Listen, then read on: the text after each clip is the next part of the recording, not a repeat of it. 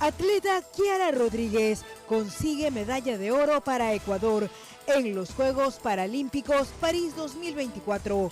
La compatriota ganó la presea dorada en los 100 metros planos.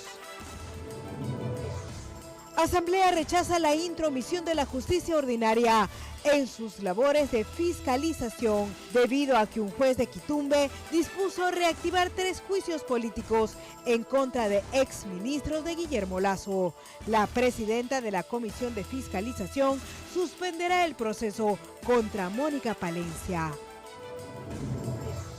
Martes violento en Guayaquil. 6 personas fueron asesinadas en varios puntos de la urbe. En Pozorja acribillaron a 3 hombres en una casa. 9 personas fallecieron y otras 16 resultaron heridas, producto de un siniestro de tránsito en el tramo Pifo-Papayacta. En lo internacional, el Papa Francisco llegó a Yakarta, capital de Indonesia, el país con más musulmanes del mundo, en su primer destino de su gira por Asia, en su viaje más largo hasta la fecha. Así empieza la noticia Emisión Estelar.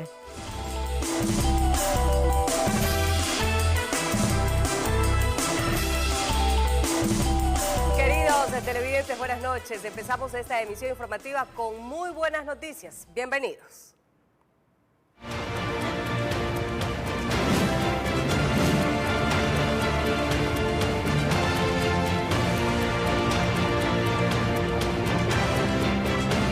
Kiara Rodríguez se consagró campeona en los 100 metros planos en los Juegos Paralímpicos París 2024. Es la primera medalla de oro de la delegación de Ecuador. Kiara Rodríguez hace historia en el deporte paralímpico de nuestro país. La velocista ecuatoriana compitió en la final de los 100 metros planos, categoría T47, de los Juegos Paralímpicos de París 2024. Rodríguez pasó la meta con un tiempo impresionante de 12,04 segundos, superando a sus rivales prácticamente en la meta para quedarse con la medalla de oro, la segunda en la historia de los Juegos Paralímpicos para Ecuador y también la segunda en lo que va de los Juegos en París. La ecuatoriana, campeona del mundo en los 100 metros en las semifinales de la misma competencia, había hecho un tiempo de 12,18 segundos y se propuso bajar esa marca y lo consiguió, superando a la norteamericana Brittany Maxson con 12,10 y a la representante de Nueva Zelanda, Ana Grimaldi, que hizo un tiempo de 12,20 segundos. El himno nacional del Ecuador sonó por primera vez en el Stade de France en los Juegos Paralímpicos.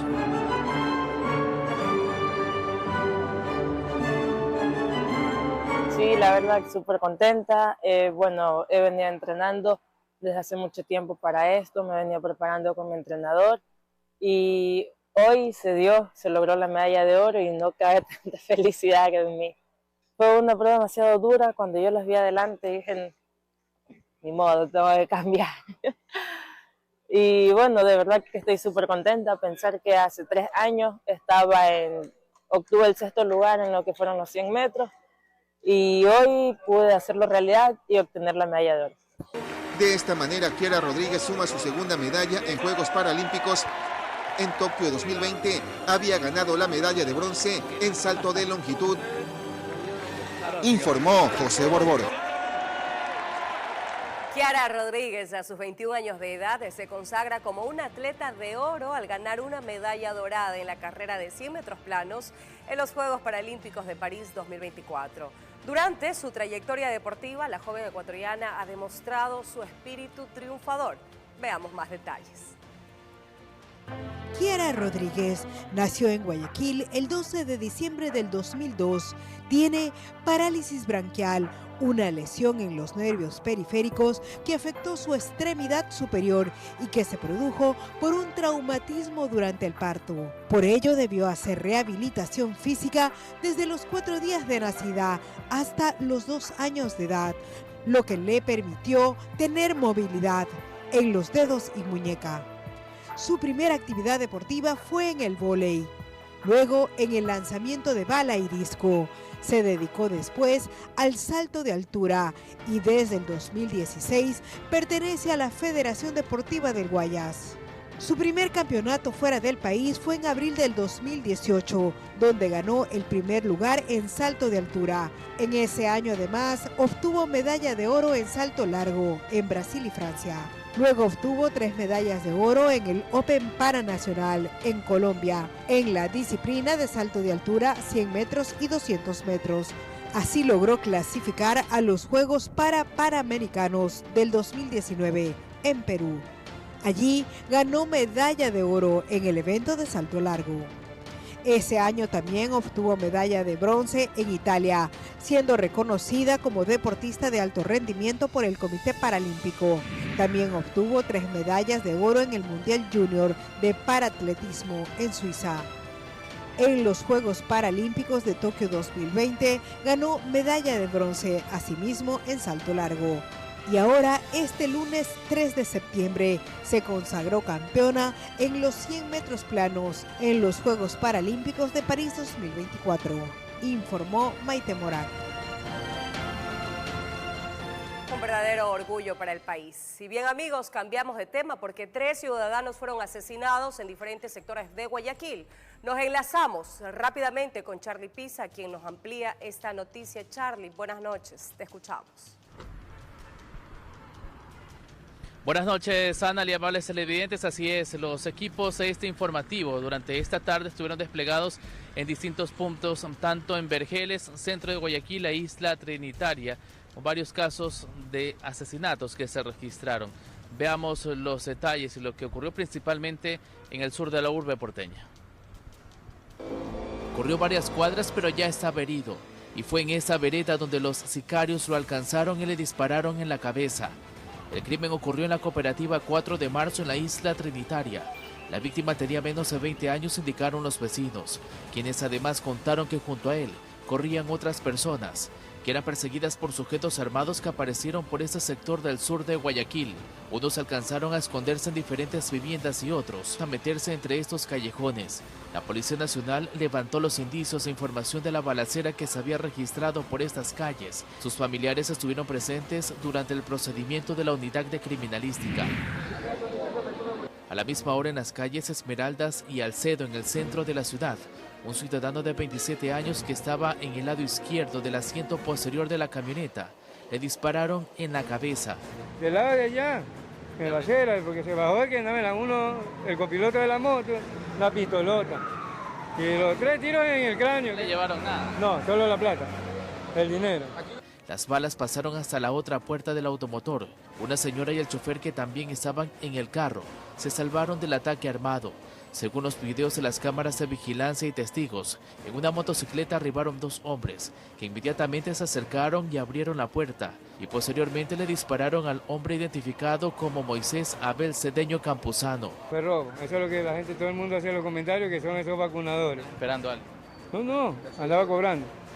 Él vende marisco. Y también en la tarde de este martes, en Vergeles, se registraba otro hecho violento.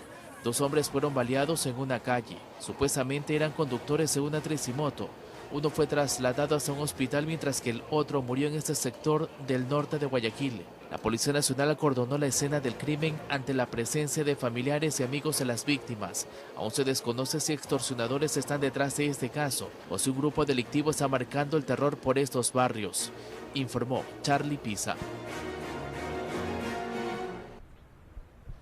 Asimismo, estuvimos la mañana de hoy en la parroquia Pozorja, la parroquia de Guayaquil, donde durante esa madrugada 3 ciudadanos fueron asesinados dentro de una vivienda. ¿En qué circunstancias? Veamos la siguiente nota. Los sorprendieron mientras dormían. Los sicarios empujaron la puerta de madera y ellos intentaron esconderse debajo de las camas, pero fue imposible. Fueron baleados en ropa interior. Los cuerpos quedaron entre la madera, el toldo y los colchones. Eran 3 ciudadanos que recibieron disparos en la cabeza y tórax por más de 20 ocasiones. Un hombre de 53 años, también su hijo de 28 años y otro de 24. Ese último tenía antecedentes penales. Había salido hace poco de la cárcel. En el 2023 tiene una causa por asesinato y en el 2020 también por robo. Ocurrió en el barrio conocido como La Fortuna en Pozorja, parroquia de Guayaquil, a las 3 de la madrugada de este martes, donde los habitantes de este sector se asustaron al escuchar los gritos y disparos. El triple crimen les quitó el sueño. Ingresan hasta el domicilio, forzando la cerradura de la planta alta con armas de fuego, con 9 milímetros y también con fusil. Por aquí solo quedó un ambiente desolador y la DINASEC investiga las motivaciones del hecho violento. Se presume que sería un ajuste de cuentas. En esa localidad, en lo que va del año, se han registrado 52 homicidios, 30% más que en el año 2023, casi todos relacionados a grupos delictivos, informó Charlie Pisa. Durante la cobertura periodística en aquel barrio de Pozorja había total hermetismo la mañana de hoy por lo que había ocurrido con los vecinos en aquella vivienda donde fueron asesinados por sujetos que portaban pistolas y fusiles. Hasta esta hora la policía no ha informado si hay personas detenidas en cuanto a este triple crimen en esta parroquia de Guayaquil. Adelante, Anneli, buenas noches. Te agradecemos, Charlie, una buena noche también. Estos no son los únicos hechos violentos. Les informamos que 2 personas fallecidas y 2 embarcaciones quemadas es el resultado de un ataque armado registrado en la comuna Bajo Alto perteneciente al cantón El Guabo en la provincia de El Oro. Se registró la madrugada de este martes.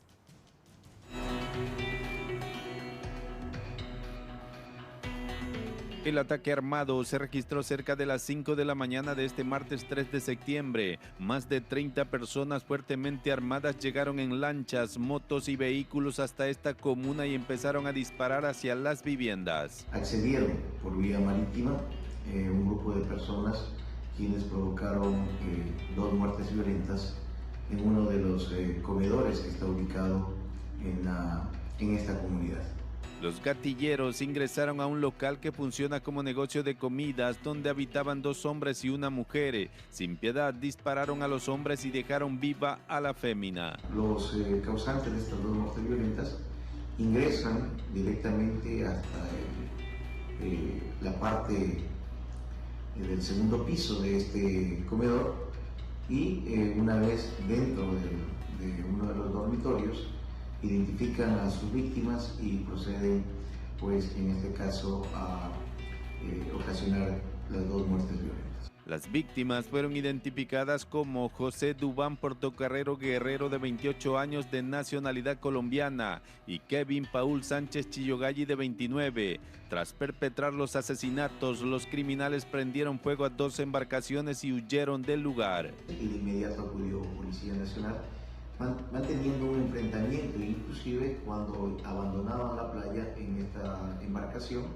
con los policías que acudieron de manera inmediata a este llamado de auxilio. En la acción no hubo detenidos. Cabe mencionar que este es el tercer ataque bajo la misma modalidad que registra este sector turístico, que ha hecho que la playa ahora no tenga flujo turístico y sus habitantes hayan abandonado el sitio. Los pocos residentes exigen a las autoridades se ponga un puesto de mando policial o militar en el sector, ya que los uniformados solo hacen presencia en el día, pero por las noches no hay quien los proteja, informó Richard Ceballos. Mucha atención con esta noticia. Las Fuerzas Armadas y la Policía Nacional entregaron los nuevos manuales para el uso legítimo de la fuerza. Según las autoridades, protegen la integridad de los uniformados y pueden hacer uso de su arma de dotación por medio de nuevos parámetros dependiendo de las amenazas. Tal y como lo dispuso el presidente Daniel Noboa en el decreto ejecutivo firmado el pasado 25 de agosto. La Policía Nacional actualizó su manual del uso legítimo de la fuerza. El comandante general Víctor Zárate dijo que el objetivo principal es neutralizar la amenaza y proteger la integridad de los servidores policiales o de terceros por medio de nuevos parámetros para el uso del arma de dotación. Hoy es totalmente circular, evaluando la amenaza. Puede pasar de la verbalización al uso del arma de fuego para realizar una reacción potencialmente letal o intencionalmente letal, dependiendo de los casos. Al mismo tiempo, las Fuerzas Armadas también reformó su propio manual, con acciones enfocadas en lo que dicta la ley que reguló el uso legítimo de la fuerza. El comandante Jaime Vela Destacó que son garantes de los derechos humanos y por eso han firmado una iniciativa del Comando Sur de Estados Unidos. Nosotros como Fuerzas Armadas somos garantes del derecho a la vida de las personas. Eso tiene que estar bien claro. Nosotros no entramos a matar a nadie, nosotros somos protectores de esos derechos. Para las dos fuerzas del orden es fundamental un consenso con el Consejo de la Judicatura para que los jueces conozcan sus labores y de esta manera no tengan problemas con la justicia. Pero quien termina juzgando el procedimiento son los jueces. En este sentido se está coordinando para que se tenga jueces propios que conozcan labores de policía y de Fuerzas Armadas, para que conozcan y puedan juzgar de una manera imparcial. Los manuales han sido entregados al Ejecutivo y están a la espera de ser aprobados para que puedan actuar de mejor manera en este conflicto armado interno que vive el país, afirmaron las autoridades. Según cifras del gobierno, desde enero hasta la fecha existe una reducción de muertes violentas en comparación con el año anterior. Existe una reducción del 17% de la violencia a nivel nacional. Esto quiere decir de 5.112 a 4.236 homicidios intencionales dentro de este mismo periodo de tiempo. Informó Priscila Cadena. La Asamblea aprobó una resolución en la que rechaza la intromisión de la justicia ordinaria en sus labores de fiscalización. Esto debido a la decisión de un juez de reactivar 3 juicios políticos contra exministros de Guillermo Lasso. La presidenta de la Comisión de Fiscalización anunció que acatará la orden y suspenderá el proceso contra Mónica Palencia.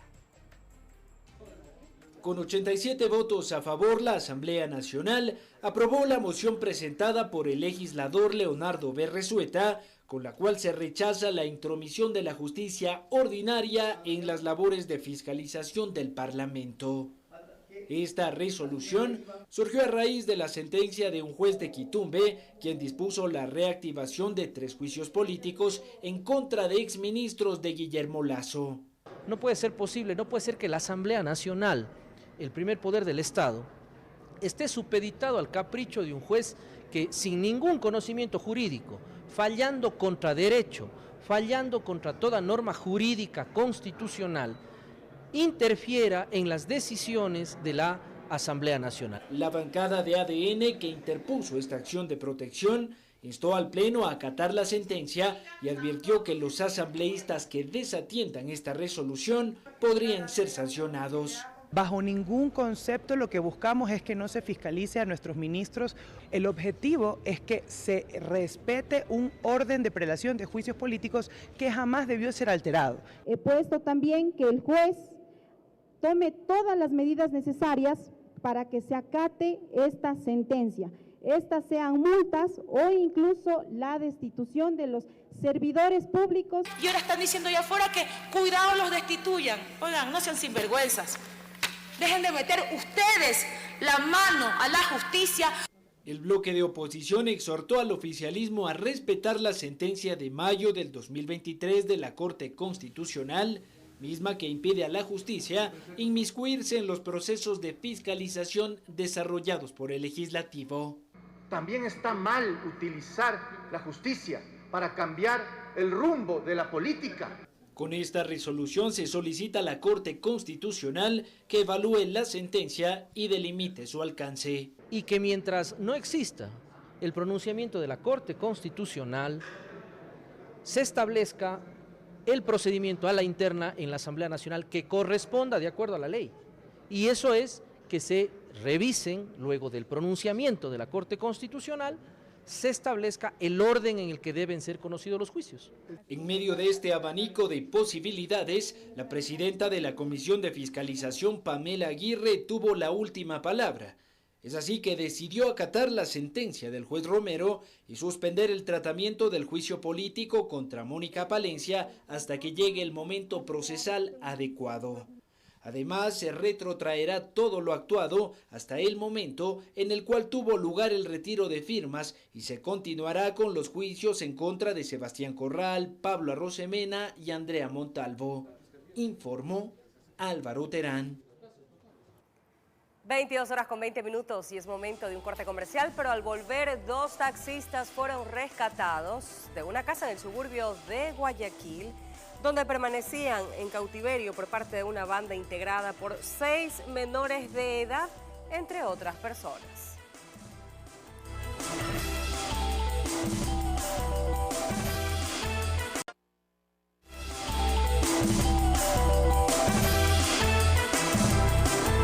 De regreso con más información, amigos. Gracias por permanecer en nuestra sintonía. 2 taxistas fueron rescatados de una casa en el suburbio de Guayaquil, donde permanecían en cautiverio por parte de una banda integrada por 6 menores de edad, entre otras personas. La policía puso en aislamiento a los menores y encontró un arma de fuego.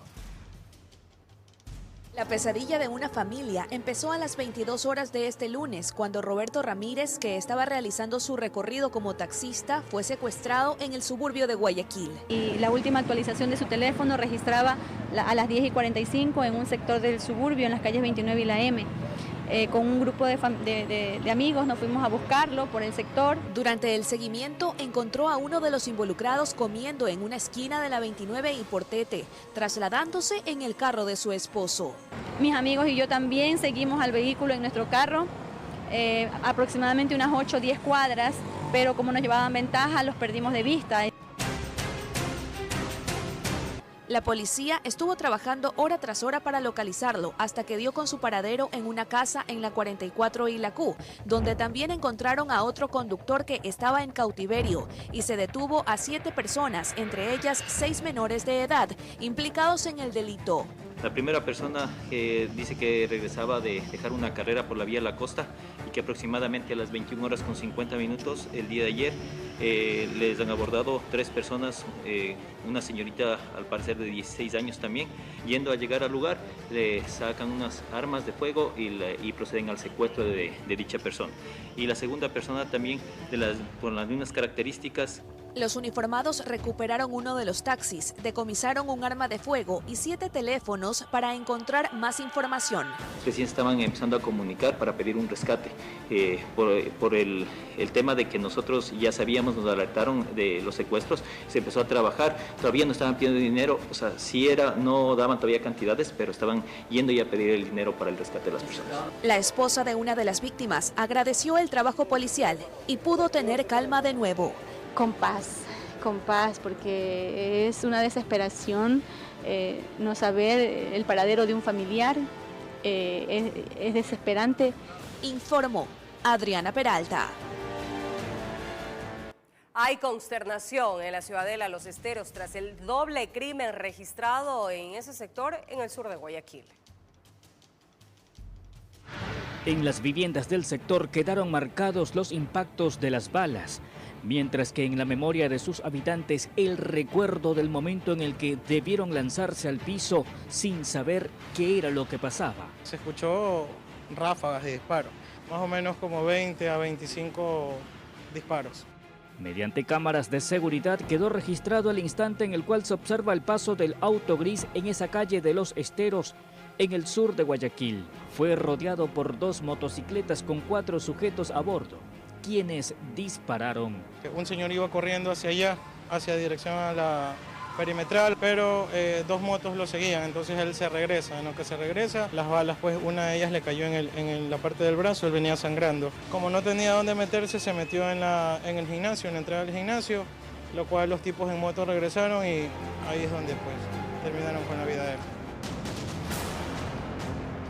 Por su parte, el conductor del vehículo continuó la marcha pretendiendo escapar. Sin embargo, al llegar hasta la avenida 25 de Julio fue alcanzado por las balas, lo cual le provocó el deceso al momento, perdiendo el control de su vehículo, el cual terminó por impactar contra un poste en la vía principal.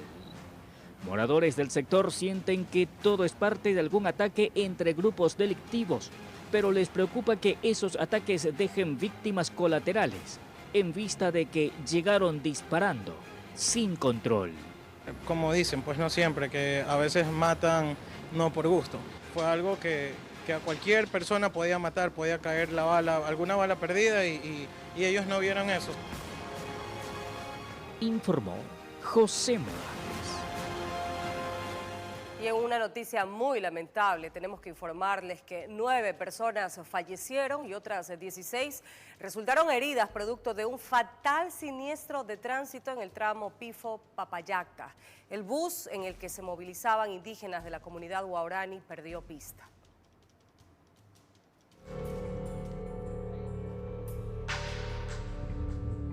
El vehículo perdió pista y fue a dar a una zanja. Ocurrió en la vía Pifo-Papayacta. El saldo lamentable, 9 víctimas mortales, donde constan el conductor del pesado automotor, quien recibió todo el impacto, y 2 menores de edad. 2 menores de edad, uno de 2 años y uno de 13 años. 16 personas resultaron heridas, 13 que fueron llevadas a diferentes casas de salud. Otras 3 se negaron a la atención. Quienes viajaban con dirección a Quito eran parte de la comunidad guaraní de Cahuimeno. Salieron del interior en canoa, llegaron al Coca en Orellana para dirigirse a la capital, pero todo terminó en desgracia. Sí, yo perdí a mi hijo y una hermana. El bus era parte de una caravana de 150 personas. Un segundo carro habría participado en el desenlace. Ha ido rozando, pero lamentablemente ya fue chocado el neumático y vinieron a perder aquí la pista. Perdió la dirección. Pintando venimos, pero menos de medio kilómetro. El compañero finado piloto, ya como no tenía el direccionamiento, el man le derrumbó. Parte del motor del bus quedó tirado en plena curva. Llegaron los vehículos de medicina legal al levantamiento de los restos mortales. Los guaraní solicitaron sean llevados los cuerpos a sus territorios ancestrales para darles el último adiós. Las causas del siniestro se investigan. Informó Marilyn Jaramillo. En otro tema, el ministro de Defensa, Giancarlo Lofredo, advirtió que existe un posible complot para agravar la situación energética del país. El robo de cables, afectación a las tuberías y la intromisión de personas para intentar detener la producción en uno de los pozos son algunas de las evidencias. Evidencia de esto es el robo de cables, la afectación a las tuberías y la intromisión de personas para intentar detener la producción en uno de los pozos. Inteligencia de Fuerzas Armadas investigando todas las acciones. Fue reciente, por lo tanto no tenemos todavía toda la información, por eso dije que existía la posibilidad. Pero todos sabemos que hay personas que tratan de hacernos retroceder. El pueblo ecuatoriano sabe quiénes son. El pueblo no es tonto y no se deja ver la cara 2 veces. Fiscales de Estados Unidos piden 19 años de prisión contra el excontralor Carlos Pollitt por el delito de lavado de activos. Además, solicitan el decomiso de 16.5 millones de dólares previo a la sentencia que se dará a conocer en Miami el próximo 9 de septiembre. El próximo 9 de septiembre a las 14:30 se dará a conocer la sentencia contra el excontralor Carlos Pollitt, quien fue declarado culpable en Estados Unidos por el delito de lavado de activos. Pollitt, que permanece en prisión en Miami desde el pasado 24 de abril, presentó en agosto un pedido de libertad bajo fianza. Sin embargo, este recurso le fue negado. Ahora los fiscales que llevan el caso, Michael Berger y Jill Simon, presentaron a la Corte del Distrito Sur de Florida su propuesta de sentencia. Fiscalía pide una pena privativa de libertad de 19 años y 7 meses, más 3 años de libertad bajo supervisión. Además solicitan el decomiso de 16.5 millones de dólares, que sería el monto que Pollitt lavó en Estados Unidos con dinero que obtuvo a través de sobornos. Para la parte acusadora, los años de sentencia se asemejan a otros casos donde altos funcionarios terminaron en prisión por delitos similares. De hecho, el memorando de sentencia de Fiscalía cita como ejemplo el caso del excontralor de Ecuador, Pablo Celi, quien fue sentenciado a 13 años y 4 meses de prisión por corrupción. Sin embargo, para la defensa de Pollitt, el monto del decomiso es cuestionable. Esta parte señala que el lavado de activos se dio por 10.6 millones y no por 16.5. En este sentido, sostienen que no todos los bienes investigados provienen de sobornos. Además, respecto a la prisión, la defensa de Pollitt solicita solo 5 años y 3 meses de cárcel. La decisión respecto al tiempo que Pollitt deberá permanecer en prisión y el monto que se deberá decomisar está en manos de la jueza Kaylee Williams. Ella también deberá resolver el pedido de devolución de 14 millones de dólares, que fue la cifra pagada por Pollitt para permanecer en libertad previo al inicio del juicio en su contra. Informó Edwin Benalcázar.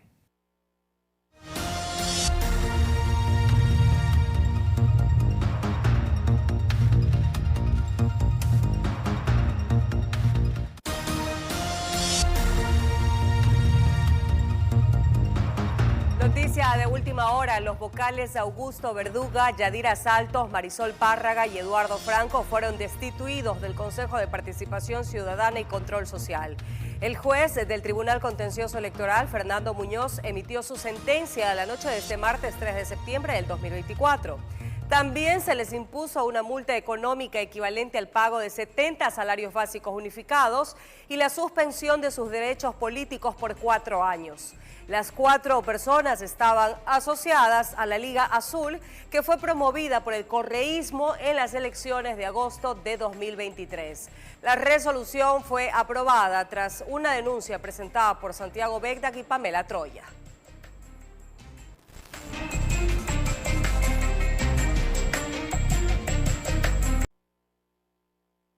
¿Sabía usted que el 40% de las personas que acuden al registro civil a obtener su cédula de identidad dicen no al momento de consultarles si ya fallecidos serían donantes de órganos? Esto ocurre en Guayaquil, que paradójicamente es la segunda ciudad que más tiene enfermos que necesitan un trasplante de órganos. Les presentamos un informe especial este jueves a las 22 horas en la noticia Emisión Estelar. Amigos, gracias por preferirnos. El presidente Daniel Noboa entregó créditos al sector del transporte por $30 millones para renovación de flotas. El acto se desarrolló en Babahoyo, capital de la provincia de Los Ríos. Iniciativa ha sido diseñada. Realizó la entrega simbólica del crédito por $30 millones a los dirigentes de la transportación del país en un acto desarrollado en Babahoyo, provincia de Los Ríos, donde indicaron que de ese monto ya entregaron una parte y continuarán otorgando a medida que las operadoras realicen solicitudes, con el objetivo de levantar este sector del país que también se ha visto afectado por la delincuencia. Sé que han pedido y esperado mucho tiempo que alguien les dé facilidades financieras para poder renovar sus flotas. Hoy esto ya es una realidad. Hoy ya cuentan con las herramientas crediticias que tanto esperaban. Los créditos serán otorgados a través de Ban Ecuador, que elaboró 2 productos para ofrecer a los transportistas. El primero es un producto que le hemos denominado Impulso Transporte, que es un producto para financiar el capital de trabajo de los transportistas. Mejorar sus recursos en temas de llantas, cambio de motores, inclusive potenciar sus equipos de seguridad en las unidades. Y el segundo producto es un producto que le hemos denominado Ban Transporte, que es un producto, como decía el ministro Luque, precisamente para renovar las unidades. Es un producto que tiene un financiamiento de hasta $150.000 con un plazo de 7 años. Todo tipo de transportación podrá acceder a los beneficios de este crédito con tasas de interés preferenciales. Este crédito, que es un incentivo buenísimo para renovar unidades y para llantas, a veces no hay para las reparaciones de los motores y todo. Entonces estamos contentos con lo que hace el señor presidente Noboa. Aquí estamos una gran comitiva de algunos dirigentes del transporte de Guayaquil que vamos a ver cómo acogemos este maravilloso beneficio que tenemos de parte del gobierno. Según el primer mandatario, estos créditos responden a diálogos desarrollados en mesas técnicas entre el gobierno y la transportación. Muchos han pasado por aquí, tomando decisiones sin antes acercarse a ustedes, sin entender cuáles eran sus problemas, solo rechazándolos y haciéndolos quedar como los malos de la película. Pero nosotros no somos así. Hemos demostrado que con diálogo podemos resolver y avanzar a paso firme. Informó Martín Soto. El Ministerio de Salud informó que entre los últimos 3 contagiados con viruela del mono hay un bebé, pero que afortunadamente superan el cuadro sin complicaciones. Mientras tanto, aún no se puede concretar la compra de vacunas por la demanda en África.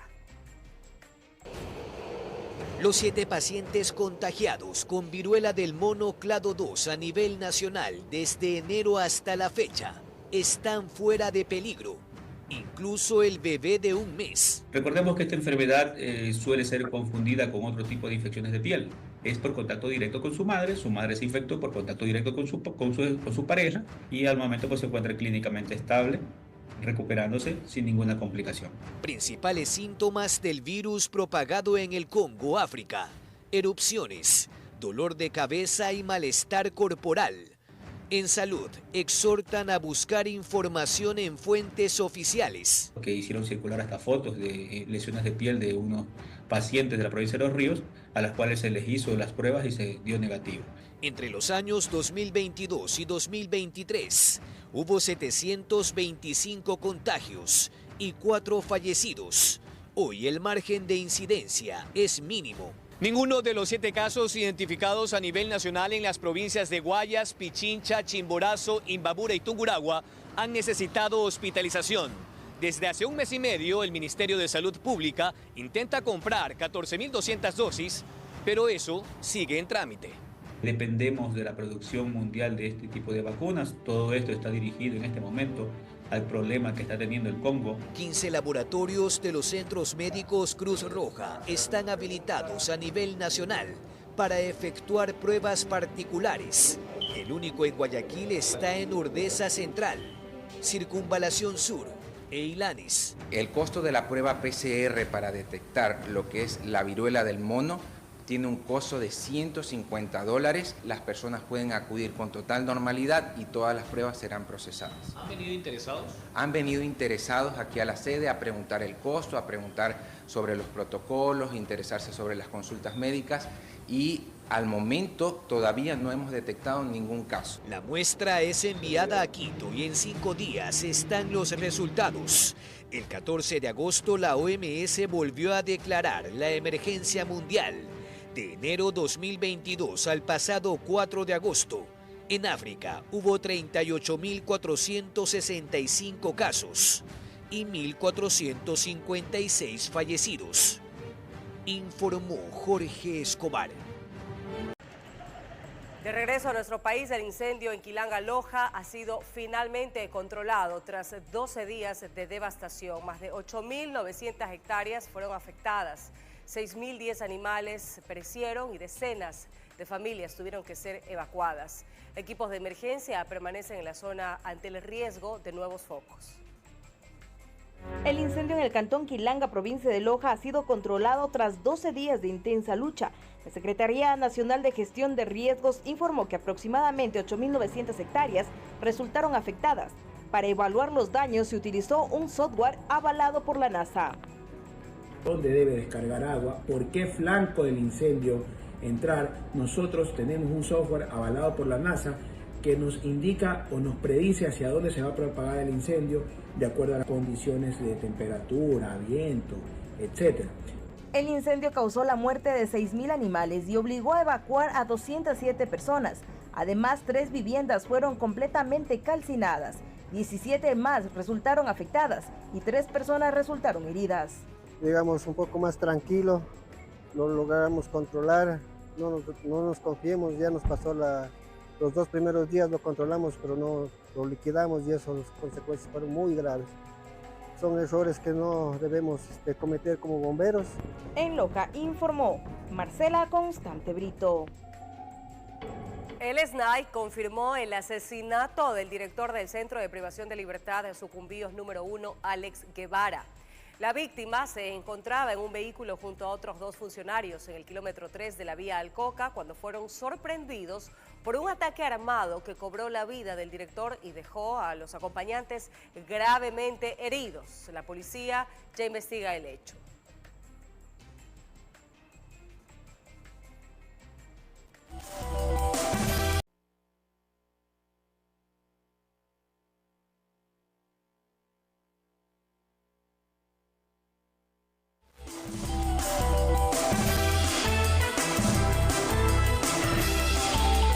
En Guayaquil, uno de los 2 agentes de la ATM agredidos por los ocupantes de una moto tienen 7 días de permiso médico. Según el comandante Carlos Moncayo, hacía su trabajo cuando los infractores empezaron a golpearlos. Veamos. Se produjo en medio de un operativo de control en la Avenida de las Américas, norte de Guayaquil. Durante la inspección, los agentes fueron agredidos por 2 ocupantes de una moto. Luego de esto, los ciudadanos proceden a agredir a los agentes de tránsito.